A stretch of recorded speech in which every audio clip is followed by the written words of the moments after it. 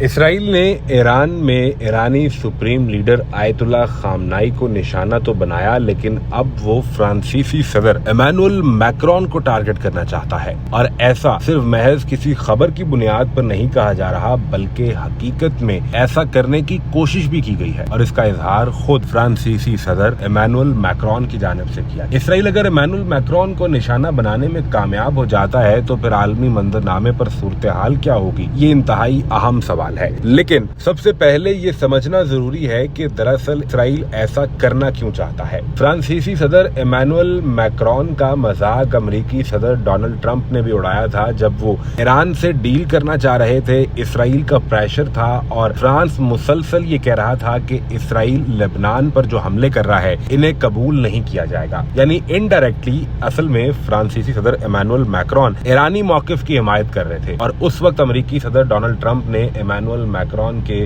بیوی کے تھپڑ مارنے کے واقعے کا مذاق اڑایا تھا۔ اب معاملہ یہ ہے کہ یہی فرانسیسی صدر ایمانوئل میکرون شام میں موجود تھے، جہاں انہیں پریزیڈنشیل محل میں رکھا جا رہا تھا۔ اس محل سے چند قدم فاصلے پر 3 دھماکے ہوئے، اور یہ دھماکے براہ راست ایمانوئل میکرون کو ٹارگٹ کرنے کے لیے تھے یا مقصد پیغام دینا تھا، یہ ساری کہانی خود فرانس کے صدر ایمانوئل میکرون نے بیان کر دی۔ سوشل میڈیا پر وہ ویڈیوز اور تصاویر اور سی سی ٹی وی فوٹیج بھی گردش کر رہی ہے، جہاں دیکھا جا سکتا ہے کہ شام میں صدارتی محل جہاں پر ایمانوئل میکرون خود موجود تھے، اس کے گرد ہونے والے 3 دھماکوں کے وقت وہاں کیا صورتحال تھی، یہ خبریں اور ان کی سی سی ٹی وی فوٹیج گردش کر رہی ہے۔ البتہ فرانسیسی صدر ایمانوئل میکرون نے یہ واضح کیا ہے کہ ایسی حرکت صرف اسرائیل ہی کر سکتا ہے، لیکن اسرائیل کو اس کی اجازت نہیں دی جا سکتی۔ فرانس کے صدر ایمانوئل میکرون نے کہا کہ ہم اسرائیل کی جانب سے تمام خود مختاری کی خلاف ورزیوں کی مذمت کرتے ہیں۔ کسی بھی پڑوسی ملک کو یہ حق حاصل نہیں ہے کہ وہ دوسرے ممالک کی خود مختاری